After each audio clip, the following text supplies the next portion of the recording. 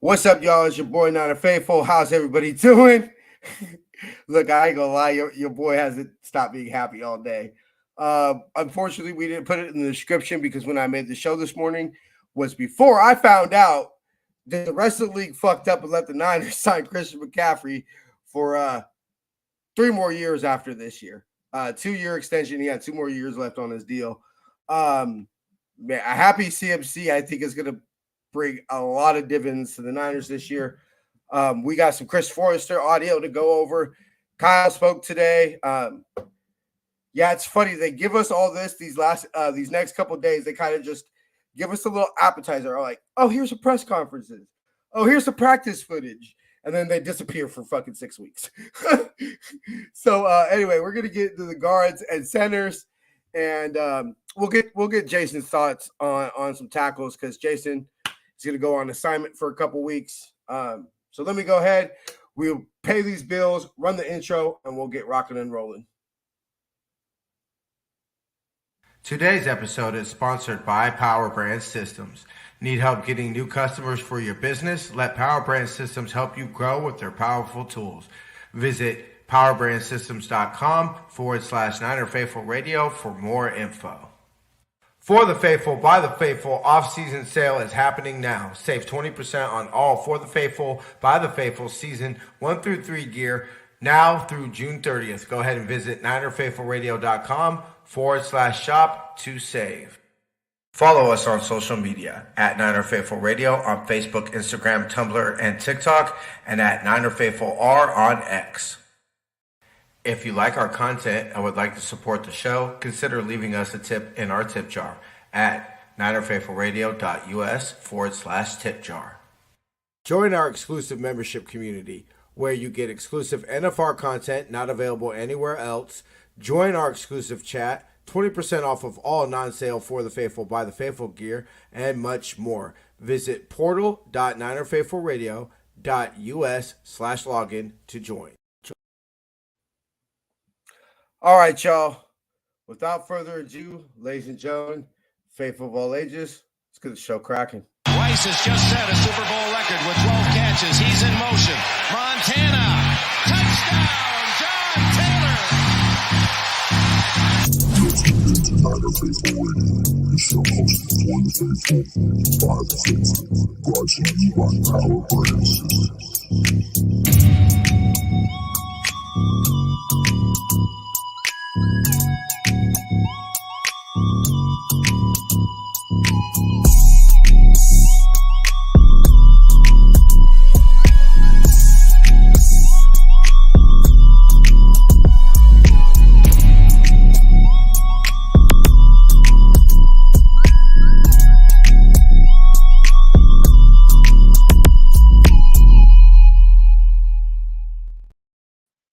What's cracking, Jason? How you doing, bro? Chalofa Faithful, how's it? Yeah, another day, another dollar. Just counting that. What we at now? 97? It might be 90, 98 now. 98?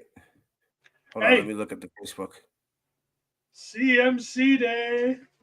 Yes. Hey, and the crazy part about it is this man didn't know he did that. Like, I'm just here like, oh, yeah. First, actually, you know what? We didn't talk about this, bro, because we were talking about other stuff when we were off air. But I always do this, and I hate when I do this, but what we do have to open up the show. Some sad news today. Can we get a rest in faithfulness to Mr. Larry Allen? That was some shit. I ain't gonna lie. Like, obviously, we all know he's remembered as a cry girl, everything like that, and FTC. But like, man was a Niner at one point. The man was that dude. Absolute, huh? I said that man was that dude. You know what? Can we play his greatest play of all time? Whatever. I don't know if you should know this one. Well, I don't know if you know this one, but let me see. I'm curious to see what this is. This is a man who weighs probably 370 fucking pounds. Look at it. I mean, just boom. I mean, Look, the man could all right. move. Yeah, it was. I remember, I remember first seeing him, you know, when I saw him with the Niners and everything like that. I was like, "What's up, Kenny? How you doing, baby?" Was it Kenny? But yeah, so moment of silence for Mr. Larry Allen. And now obviously the awkward transition. But yeah, so sad news. It is way too hot to wear it. But yes, y'all, we're not gonna, bury the lead today. Stop smiling like a little kid, baby. Look, I legitimately put this shirt on at like 3:00 this morning. Obviously, 12-ish hours before we got the news. I just knew, I was like, it's a little cold outside. It's a rainy. I need a long sleeve shirt. And that's literally the only reason I put this shirt on this morning. But obviously, I should have known it was a premonition of some sort. This was kind of something. And to me, I think ultimately this is now the discussion. Hey, you're paying at some point at the end of the contract, you're paying for a 4-year. You're paying a 31-year-old running back, $19 million, but you're not paying CMC for the year 2027. To me, what you're paying CMC for is 24 and 2025, Yep. because you want this man to have absolutely zero distractions, zero fucking worries in his life. I think that, look, I was thinking about this today, and before we went on air, Jason and I were trying to look at some in-season trades in Niner history and everything like that. Jason with some deep Niner knowledge about a trade in '84 that, look, I'm not gonna lie, I like to really consider myself a Niner historian. Like, I love studying Niner history. I want to watch those, old NFL films about the 1972 Niners, like, shoot that shit into my veins, especially, like, let's be real, after tomorrow for the next 6 weeks. Yeah, that's what I'm going to be living off of, bro. To be honest, shoot that shit directly into my veins. But yeah, I had no idea what this was, but I think the only thing that anybody could argue that keeps CMC for being look, I will preface, and we'll get your thoughts. To me, the greatest trade in team history will always be the draft day trade for Jerry Rice. That's just, I'm sorry. Love CMC. Man, that is the greatest second, third, fourth, and fifth round pick the team's ever spent. And we drafted George Kittle in the 5th round. That's saying something. And Joe Montana, okay, maybe not the greatest 3rd round pick, but anyway. So it's just always going to be Jerry Rice. But I think the only argument anybody can not make where CMC's number 2 is anything that has to do with a championship. I think CMC brings us a championship. It's greater than even the Steve Young trade. Well, I think if you'd go by just in-season trades, it's hands down the best one. I think.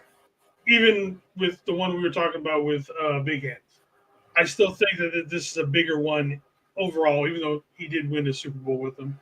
But that team, well, I guess this team was, now I'm starting to contradict myself because, like, oh, this team is stacked. No, wait a minute, that team was stacked too in '85. So, Kenny, I'm glad you brought it. Go ahead, my bad, bro. So now I'm starting to think maybe it was Big Hands.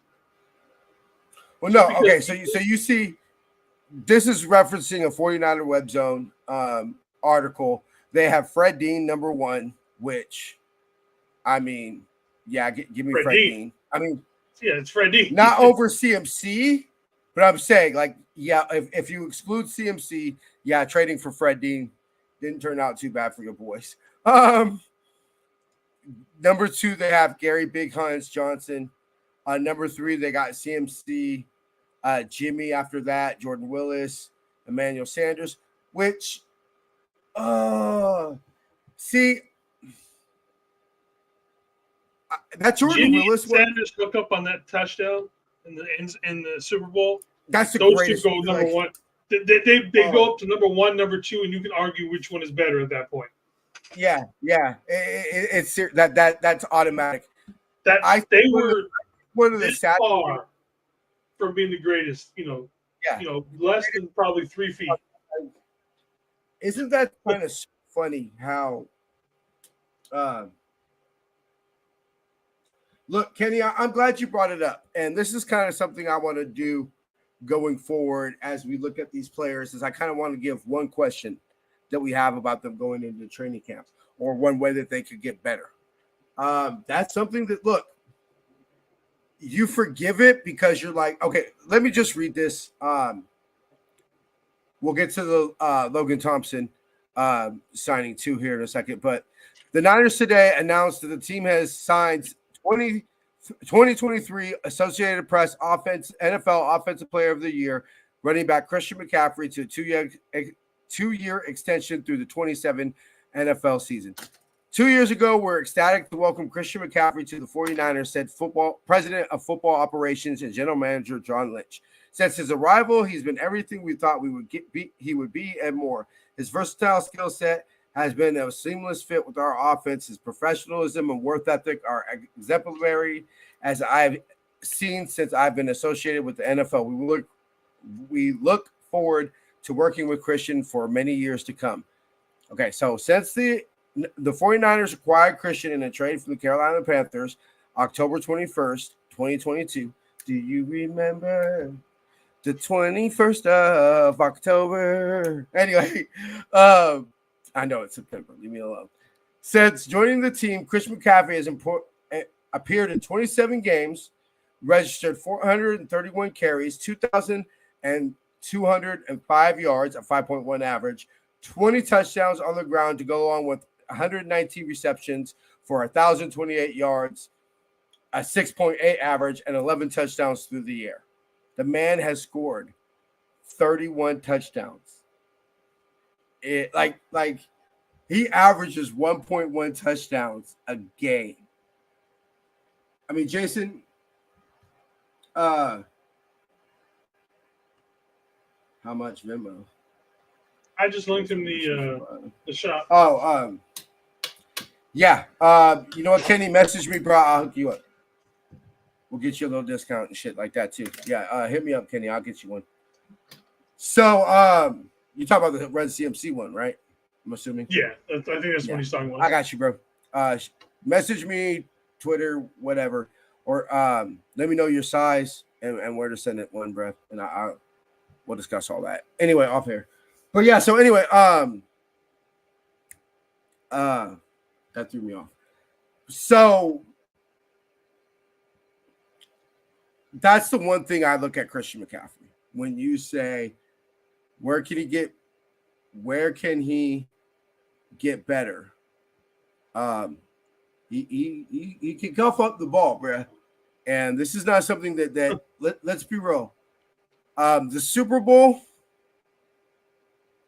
I mean, realistically, honestly, we scored a touchdown there. Like, the team that only scored 22 points just scores a touchdown there if Christian doesn't fumble. Like, come on, bro.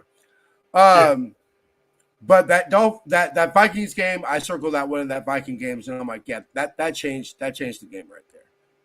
But the only other thing you could say about that is that, you know what, everybody's going to fuck up at some point. That's just inevitable. It just I'd rather don't fuck up in the big game. Yeah. Don't fuck up in the Super Bowl. That's how high the bar is set. It's like, look, Christian, all we want you to do is not fumble in the Super Bowl. That's how damn good he's been. Yes. Look, and the rest of the game, he was pretty good. I'll take somebody that I would. Let me look it up right now. I just want to be 100% factual with this, but I would doubt Christian has 5 fumbles. So when I say it's a problem, I mean, no, it's not. It's not. I am not worried in any way about CMC having an issue fumbling the ball or giving it up or anything like that. Like I said, I don't want to call him perfect. Damn, it is hard to criticize someone who is that Look. damn good. You are nitpicking for the smallest things at that point.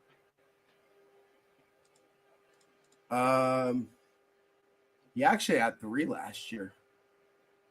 We just didn't lose Yeah. one, the one in Pittsburgh. And even then, So in his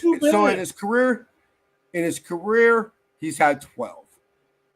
And what in He's the played 2 how many years years? with us, he had what the highest he's ever had is 4. Last year he had 3, and we lost 2. I don't know if this includes the Super Bowl.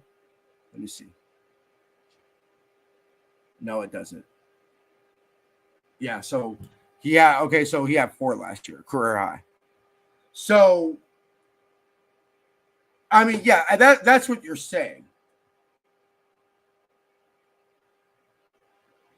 I mean, so we're gonna get to the O-line here, and I'm actually glad everybody's here today because I kind of want to have a big. Niner.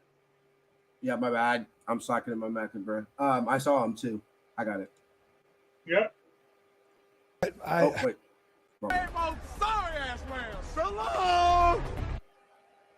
So was that just me or did it sound kind of high pitched? But to wrap up our CMC discussion, absolutely zero fucks that we're paying him $19 million. The man deserves every single penny. And good for you. I mean, if he's gonna score 31 touchdowns in 27 games and fumble 5 times in a Niner uniform, I'm okay with that. Yeah. We're gonna hear a lot of just real quick, 4 more years of hearing. Goes to the back of the end zone, caught by Christian McCaffrey. Touchdown! CMC! Dynamite! We need to get that cut 3 ways. Caught by CMC, ran by CMC, and passed by CMC. I actually have the full audit. That's where I took that from. That's his. That's what I'm saying. We need to get all. We need to make sure we get all 3 of them for clipping purposes. I have all. I want to divide it up, so I just was able to get that one. But I'm saying, having all. I have all 3. Not many people have the ability to do something like that. That's just insane. Like, because that's the week. That's the weeks after the Chiefs game, which we all excuse. Who what? Let's look it up right now. I'm actually curious. Recent games, career. I'm curious if it'll let me click on. So while you look that up, do we want to spend much time talking about BA, or are we just going to say not much there? You know, we knew this is exactly how it was going to go, kind of thing. So the one thing I will say about BA. Well, that's another thing. Okay. So, real quick to answer your question, Jason, all I really have to say about that is, like, look, is it concerning that he's not at mandatory OTAs, knowing damn well all the team is going to do is just say, BA, stand over there? You know, I mean, I would have liked him there. Yeah, to me, it's not a good look. It's not a good look when the team's not going to make you. They've been clear about that, and to me, I want to be careful the way people. I don't want people to interpret this wrong. But who the hell is BA? Like, Nick Bosa showed up, Debo showed up, Fred showed up. You know, these are leaders on the team. If you're talking about getting the type of money that you're getting, which he's not getting Jefferson, if BA thinks that he's getting Jefferson money, you can't blame the Niners on that. You can't blame them if he comes out and says, "Give me Jefferson," either whether it's guaranteed or per year. If he demands anything close to, you can't work with somebody like that. You know, that's not reasonable, bro. You know, they talk about each person going to another level when it comes to contracts. Like, you know, the next best player, you just kind of stack them on top of each other. Jefferson went like 9, levels higher. What the fuck were the Vikings doing? It's just like, okay. So that's my thing. It's like they just took it to a level that was just like, what in the good for you, Justin Jefferson. 69% increase. Look, love to see a brother get played, Yeah. Love to see a black man get paid. But like I like to see this damn 69% get paid. increase. The jump from number 1 to 2 is like $35 million. It's like, holy Like, hell. I'm not mad about if he walked in there and said, I want to make more than Bosa a year. I believe I'm more of an impact than Bosa. Okay. I mean, I wouldn't necessarily say yes. Whichever way, but I wouldn't either. But okay, fine. See, look, it's not. It's either A, how valuable are you to somebody, and it's also how much is the next man willing to pay you, right? Yeah.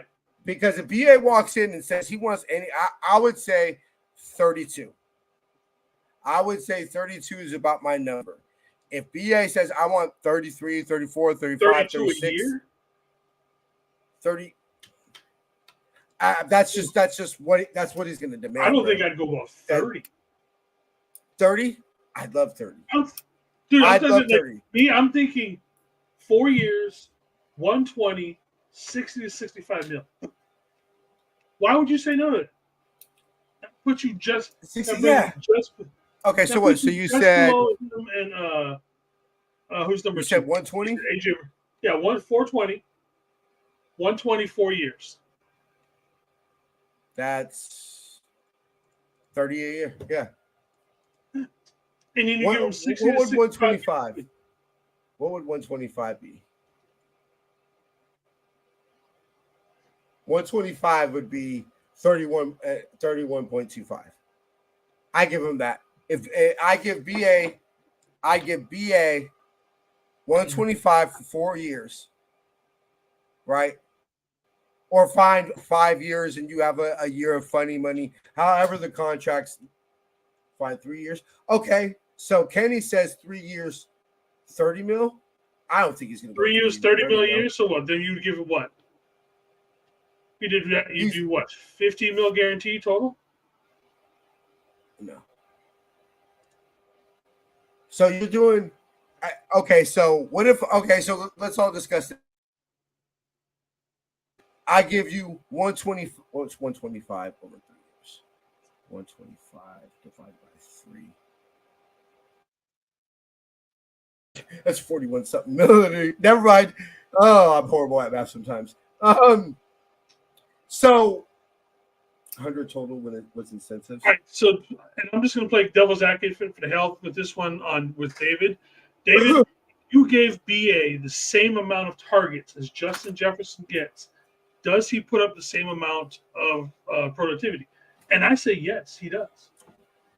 I think if you make him the number one receiver on a team that throws the ball, especially to their number one receiver as much as Justin Jefferson does, I think he puts up the same amount. The CMC Darwin's. You talk about they have the. Hey, what's up, Darwin? What's up, Darwin? Good to see you, bud. I want to get together with him and do a League of Legends stream one time. I saw him streaming some League the other night. I might do that Friday night, just so everybody knows. I might come in here and run around, play some League, maybe play some Fortnite. You think he's going for that? Because also is 27.5 mil. I don't think he's doing it for that. I don't think because it's not necessarily what the Niners think he's worth. It's what's the next team willing to pay him. What are the Chiefs willing to pay him? Apparently, what are the Steelers willing to pay him? What are the fucking Steelers willing to pay him? Because that apparently. Look at that. I've even talked to my brother. My brother watches and gets into Steelers stuff as much as we do 49er stuff. Mm. And the Steelers are dead serious about trading for either Debo or BA. Like, according to what he knows and all that kind of stuff, and that he's hooked into his stuff, they want one or the other. I mean, look, holla at me at the off season, and I can almost guarantee it, bro. It's basically who's competing against the Steelers for Debo. I honestly think. Another team that would want BA. I mean, that's what I'm saying. If they offer him this contract, you mean to How is it, Steve-O? out there? Oh, sorry about that. What's up, Steve-O? Yeah, all good. If the Niners offer him this contract, which I do like the $75 million guarantee. I do like that. It's not bad. If I say, hey, you're getting less per year, but I'll give you 13 less than Jefferson got guaranteed. I mean, the previous guarantee was Tyreek at 52. So you're getting more guaranteed money in your contract than Tyreek Hill. Look, can we all agree that Tyreek Hill is a better receiver than BA? Maybe not necessarily now, but when he signed that contract. So the problem. So I'm looking at guaranteed money right now. If you go by that guaranteed money, that puts him below AJ Brown, Amon St. Brown, and Jalen Waddle. He wants at least what Amon St. Brown got at 77. 77. And then AJ Brown got 84. Guaranteed. Yep. This is my word. How much are you giving? No, but Tyreek's. I'm talking about fully guaranteed. Tyreek is 52 fully guaranteed. I believe. Lombardi had it on his channel the other day.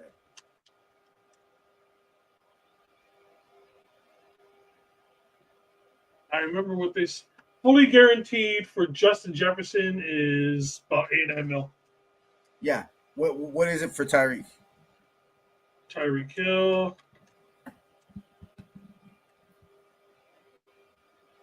$52.5. Okay, so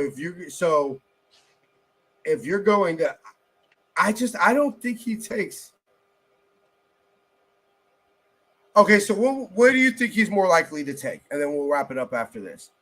3 year, Kenny's 3 years for 3 years, 100 mil, 30 years, and you give him. You ain't lying. You ain't lying. Hey, this man. I mean, so that's why he needs that money.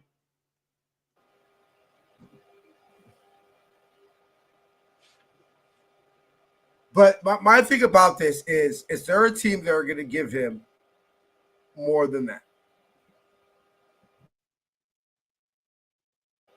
Then what? I believe if he was on the open market, which he would be if we don't sign him and don't tag him. Oh, he'd make a killing. He'd make an absolute killing if he went to. And that's the only thing about it is after this year, the Niners have no more leverage. Last year they had the leverage. Last year they had their leverage. They could say, hey, we got 2 years of you. After this, the only leverage they have is the tag, which, let's be real, everybody knows they don't want. So here's the numbers.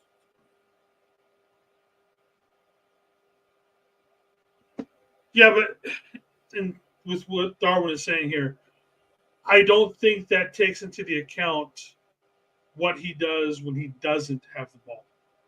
And I think that is where the sticking point between pretty much all of this is with what he does without the ball.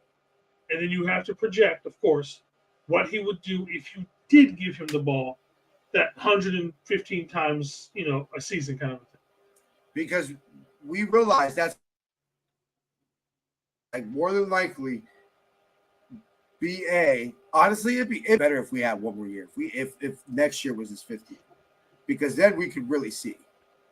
Yeah, because we're definitely passing this year. The offense is opening up this season, next season. And Kyle said that what do we always say on the show, Jason? Don't listen to what we say. Don't listen to what Kyle says. Listen to what Kyle shows you. Yep. Watch the games.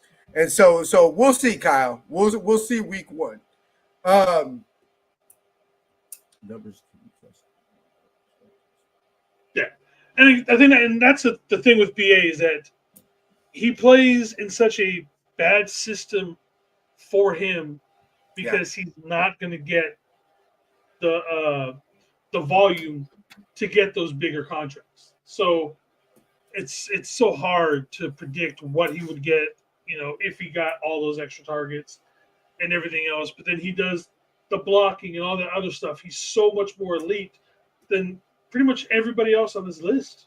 Could you say that all these guys are as good as a blocker and all that kind of stuff that he does down the field as him? No. And it's and that's the perfect point is how valuable that blocking as a receiver is to the Niners.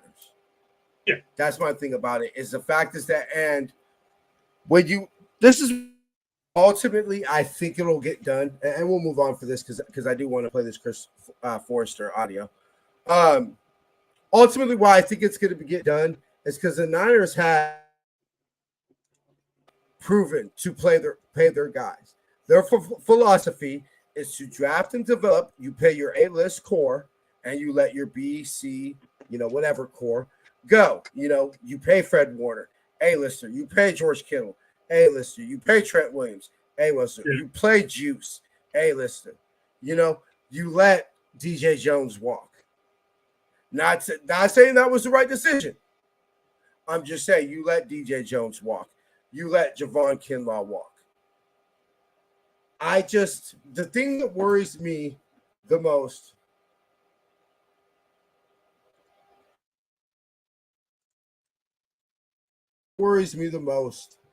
is that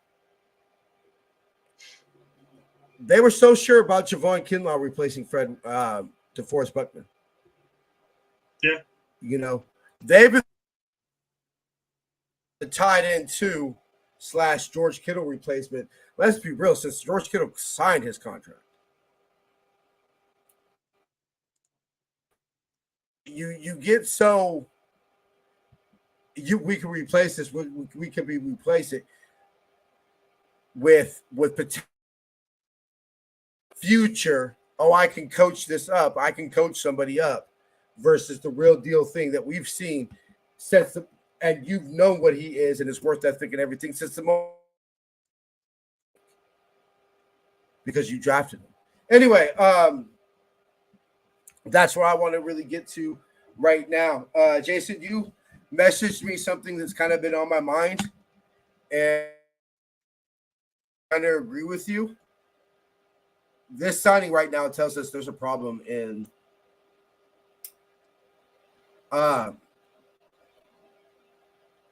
there's a problem with the tight end room.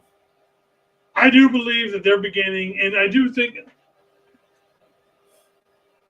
think it's more with the younger guys but I don't know. I think especially with Latu, if you heard Kyle talk about Latu, he almost kind of was just like, yeah, you've got to be on the field to even do anything.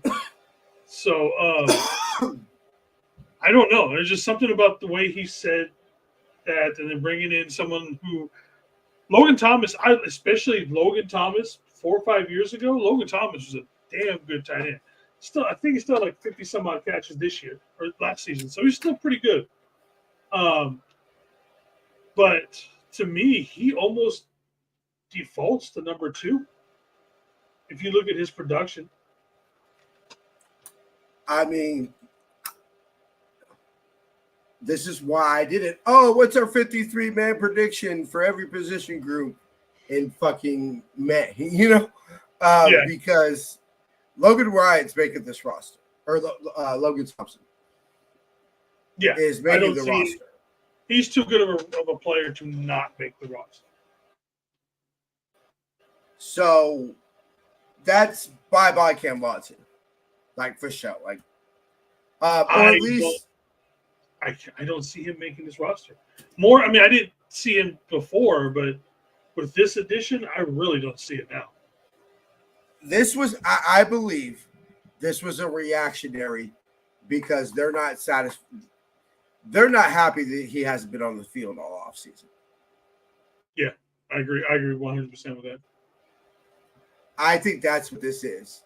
This is you didn't show that great of potential. He didn't show shit. He was literally the worst by far. Not even close. Fine, whatever. You're not going to cut a third round pick the year you draft him. You sure would the second year though. I'll be damned. Especially when it's like, damn, bro. It's that we got one more day left. Camp and you ain't been on the field. Like, ain't been on the field, Jason. Yeah, and I've said since the beginning, I mean, how against this have I been, especially with the way he's a hand or he's a body catcher. I could go all day with how much I'm against this. Wasn't been against that pickup forever. Yeah, no, it was not. It was not a smart draft pick, and so this is a little bit confusing. Where I'm basically a little bit confused about this is one of my we might keep 7 receivers. Conspiracy theories was keeping 3 tight ends. Yeah.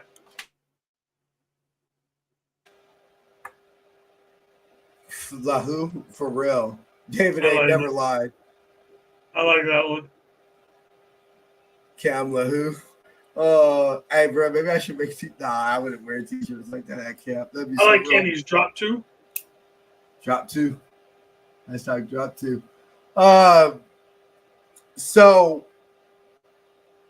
either they're going for tight ends or Brady for his spot. I don't know. I'm thinking necessarily he's fighting for it, but I think this pushes him down.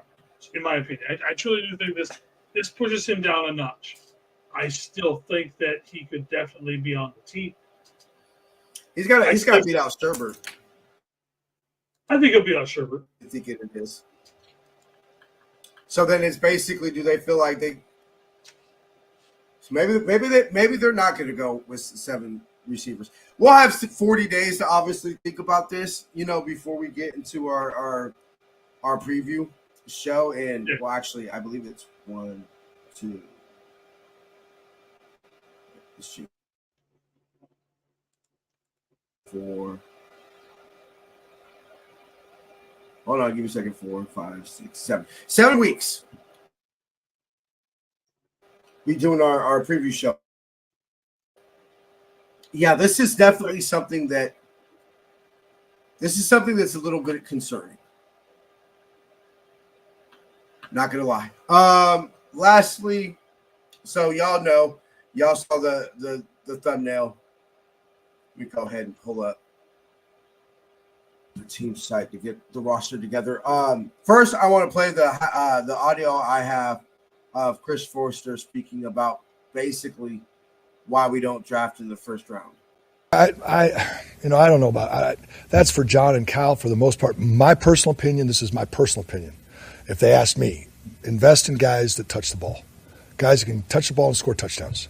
And then there's a range of guys, 2nd, 3rd, 4th round, 5th round even, that we will find starting offensive linemen in. At some point, can you draft? Yeah, you draft Trent Williams. You draft the pick and draft where you're getting a difference maker.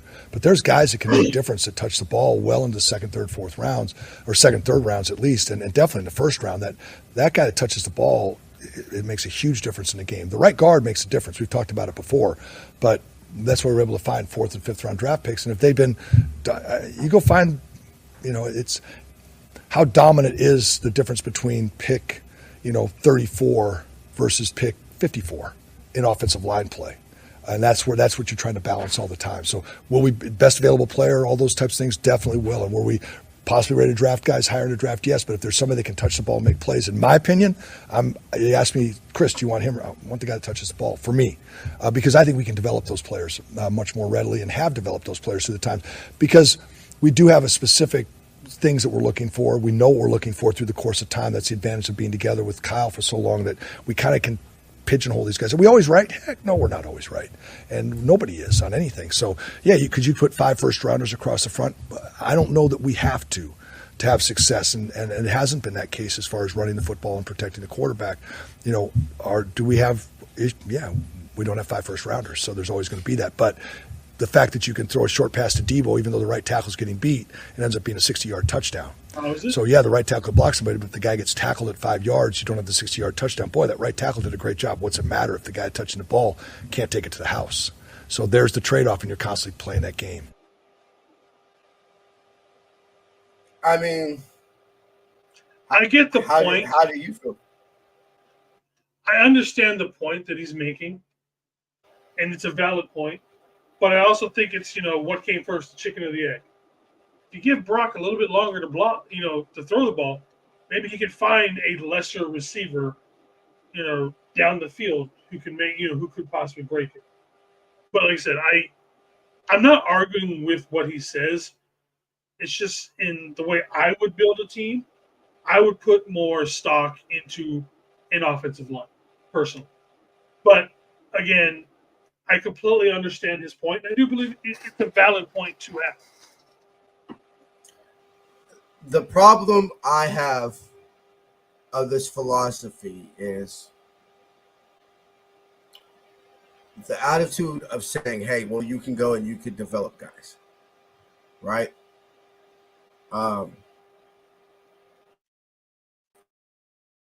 We got Trent. They inherited Joe Staley. Spent the first round pick on Mike McGlinchey. I know. But until Jake Brendel, we've always spent money on a center, So I would say that's all good. And hey, what does it matter if your right tackle makes a great block? If the guy gets tackled after 5 yards, maybe you don't get your quarterback killed. And,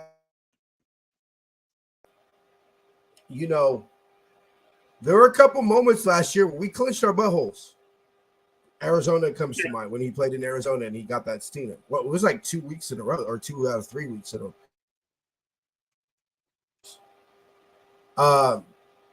So my argument is like he goes on later to talk about New England and he has this other coach.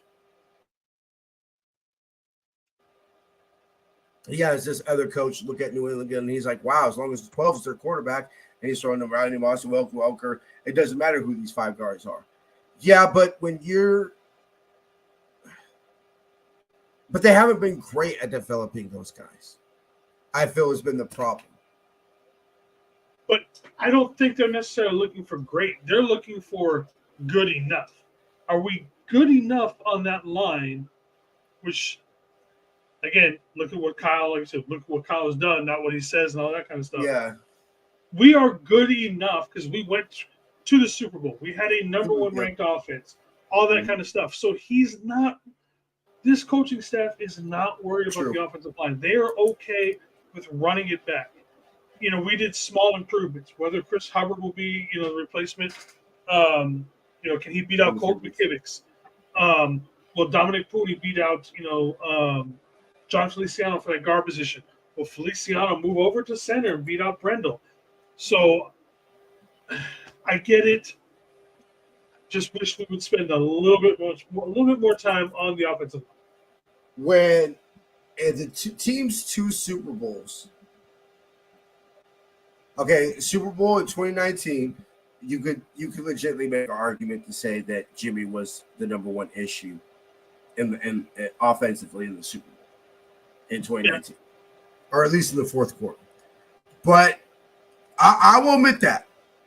I will say, okay, fine. I will admit Jimmy Garoppolo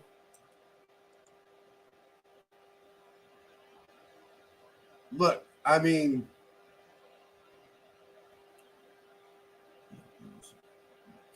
so I will say that, but you can't tell me the offensive line was helping him. We go back to this year. What was the number 1 super problem offensively in the Super Bowl this year? Oh, they couldn't get open. Or fine. Okay, they couldn't get open.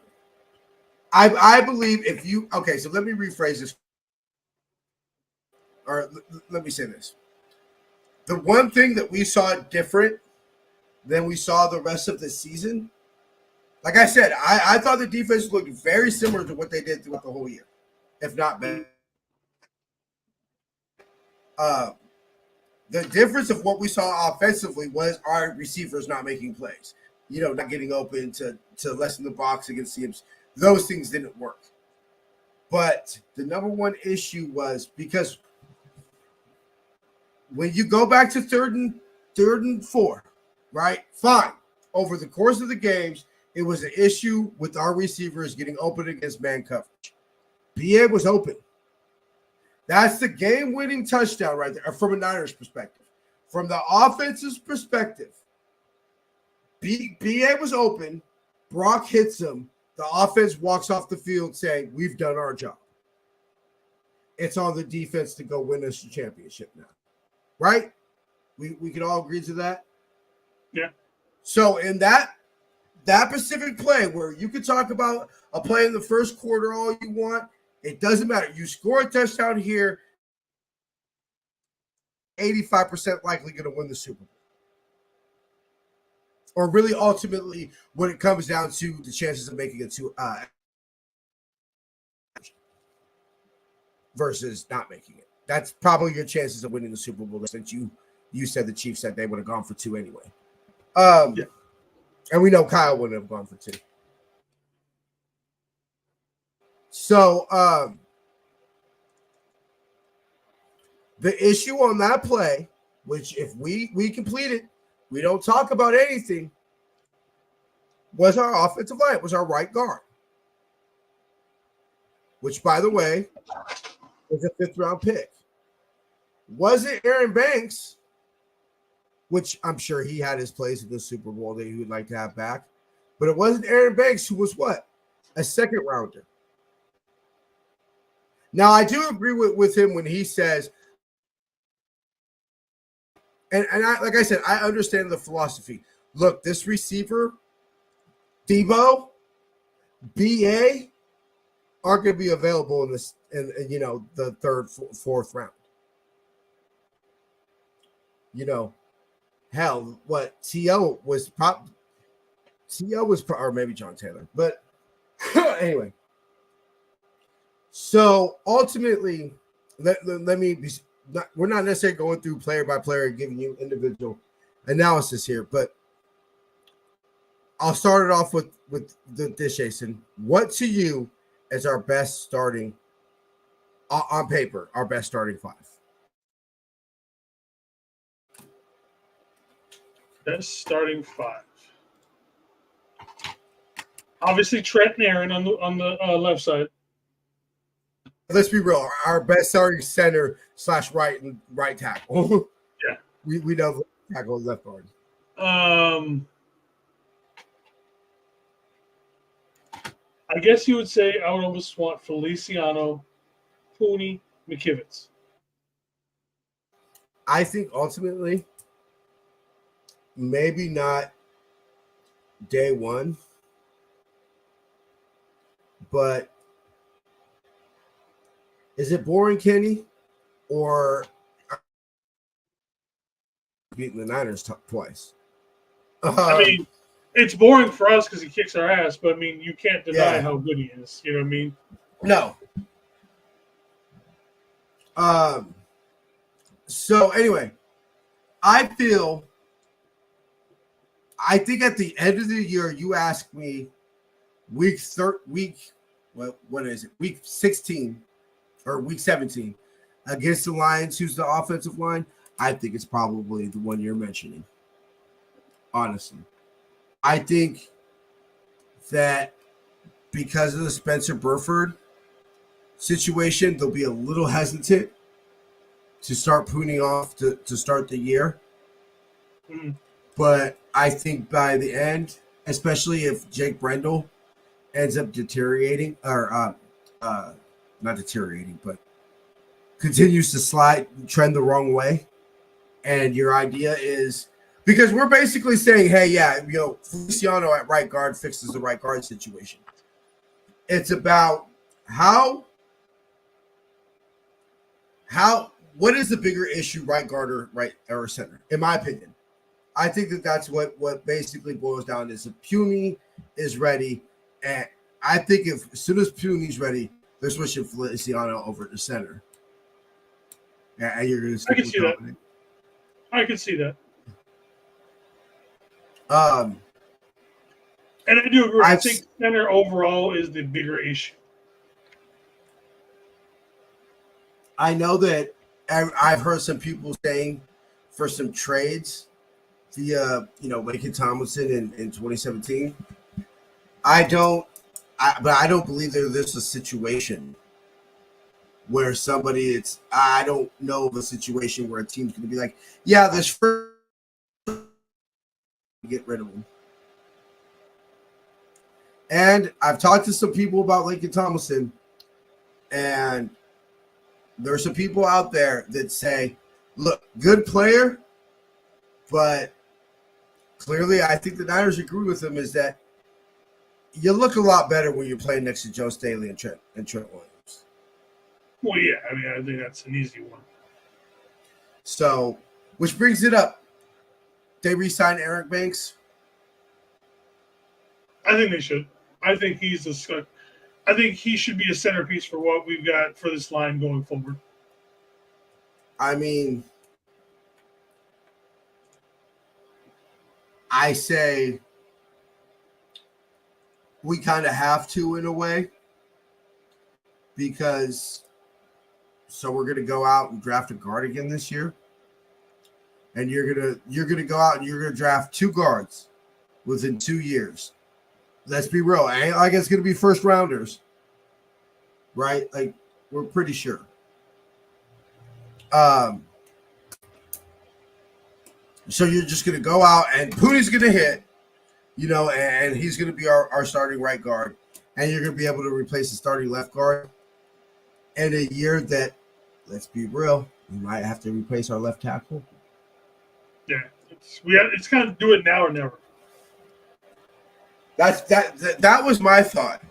My thought was that's why I was thinking Zach Frazier-ish, those type of things. And Debo today sounded pretty confident that, like, he did leave the option open of, hey, they might not be able to pay me the bag. I think that was more of a, hey, I could simply just go out and have a season where they're not able to afford me. Could be, I see that. But he said, he thinks they want him here and he wants to be here. So, and Jason's theory, coverage over rush. I just think it makes more sense long term. Do you feel the Niners are innovative anymore?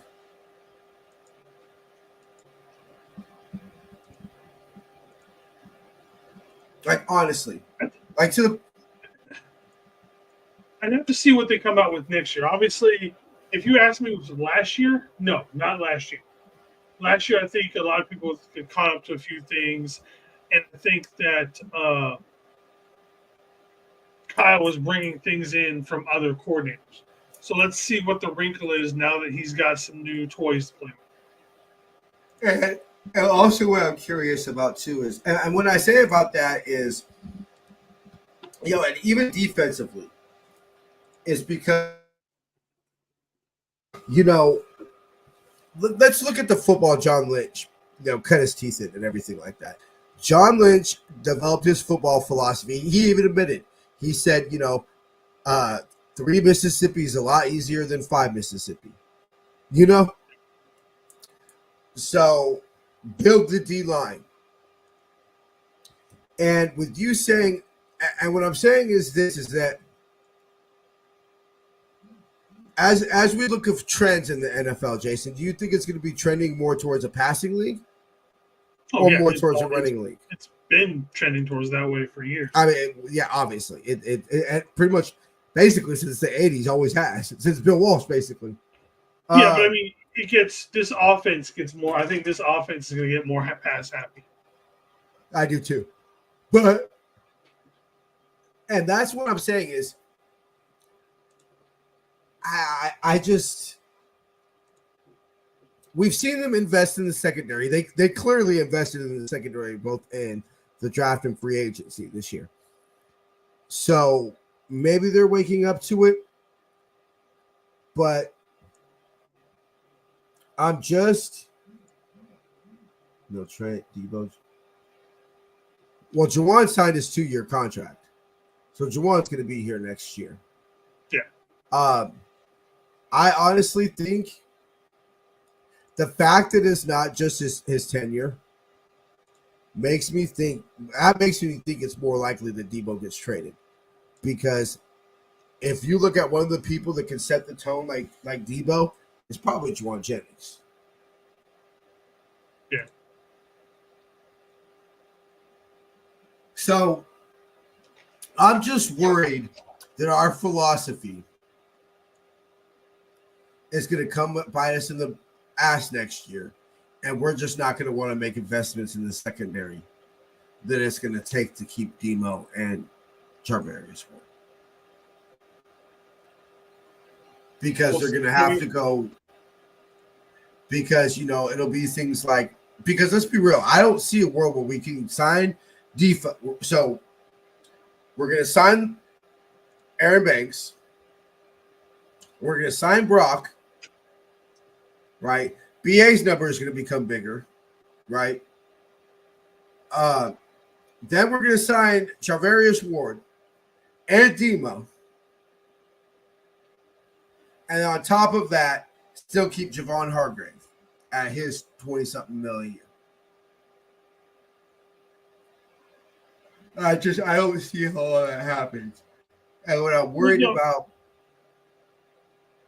is if Javon Hargrave and Charvarius Ward both ball out this season, I'm afraid they'll choose Hargrave over Charvarius Ward with the idea of rush over coverage. Yeah, I could see that. When we've said how long I think it should change to coverage, but that's also not our choice. Yeah. I mean, because everybody, like John Lynch said, I would say, yeah, you're right. Okay, 3 Mississippi is a lot easier than 5 Mississippi, but we're going up against a quarterback that can make it 5, 6, 7 Mississippi. Yeah. So you need people who can go 7 Mississippi, And I think one of the most frustrating things from last year's Super Bowl that I feel, and basically both Super Bowls, the last two Super Bowls we've been in, is I felt like the reason why I felt like we could win the game defensively was negated, and not negated by something that the other team did, but negated by the referees. Yeah. In the sense that our biggest weapon on defense is our pass rush. We walk around and we say, hey, we feel that we're going to have a top 10 defense every year, a championship defense every year, because we got number 97 and we got number 54, mostly number 97. And before, by nothing that the Chiefs did, it was negated. And I hate that feeling, bro. That's a very helpless feeling. Which is why I keep saying I want us to change to more of a coverage team. I feel we have to very soon with how it has to be, right, Jason? Yeah. It has to be. I'm starting to come around with a sense of it doesn't matter what, and let's escape the holding. Let's not even bring up the holding. Doesn't matter when Patrick Mahomes can wiggle out of the pocket, do a slide arm fling, just even when we doesn't need any more help. Even when we got to him last year, he was still able to throw the ball out of shit that was how does somebody complete that? Like like he's one of those players that you're just like, I don't know what more I could have done. You know, like I physically couldn't have done more. Yeah. And it's just to help you feeling. Now, I think one of the things that's positive is that I believe we have a quarterback more capable of going to. I'm not saying that he'll outduel Patrick Mahomes or whatever, but I feel that we have a quarterback that's more capable to go toe-to-toe with Patrick Mahomes versus Jimmy. Well, You know, I believe Brock could. Yeah, I believe because they won that game defensively.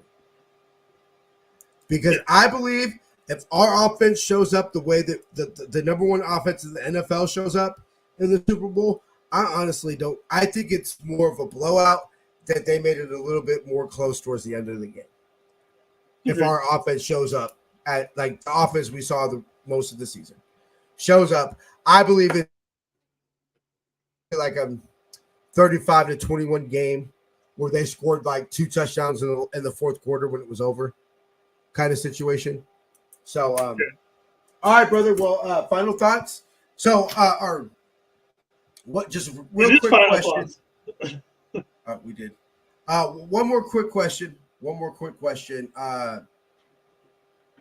Jalen Moore. Hold on, I'm trying to look right now. Who's the swing tackle? Right now, Chris Hubbard. Yeah, Chris Hubbard. Do you think he beats out Jalen Moore? At this point, I trust him more. I don't have a whole lot of faith right now in Jalen Moore, to be honest with you. And one more. Does Nick Zakelj make this team? Because we've been hearing center of the future and all this, but I haven't seen it. Like, so I've been hearing how he's right around the corner for a couple years now. We're going to have to see it in camp. I don't know right now. We don't see anything right now. So we're definitely going to have to see some stuff in camp. But I think that this is – I'm walking in as far as offensive line is concerned. I'm walking in where only the left side's locked up. I mean, I think he's not going to.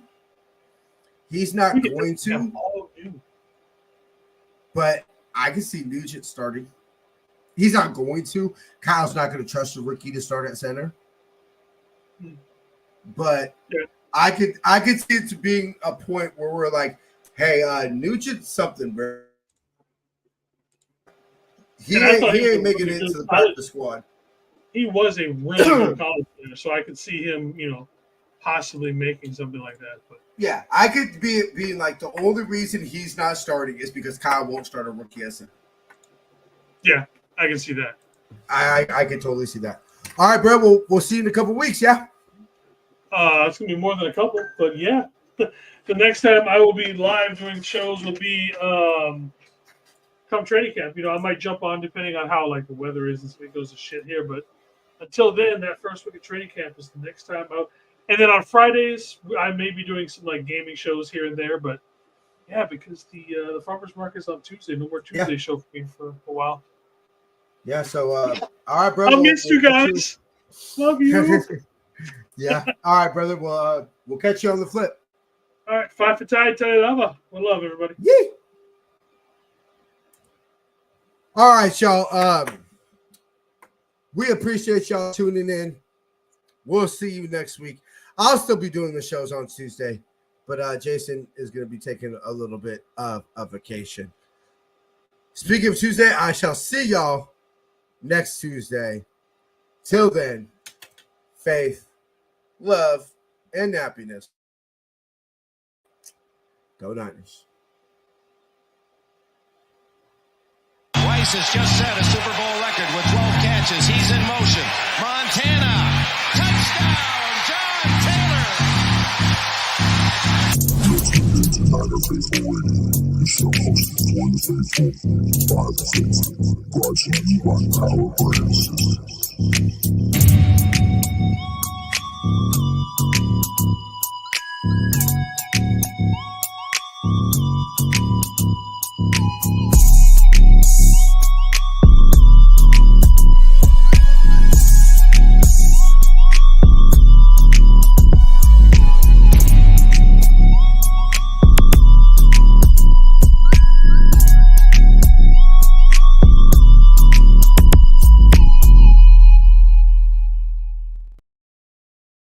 See ya.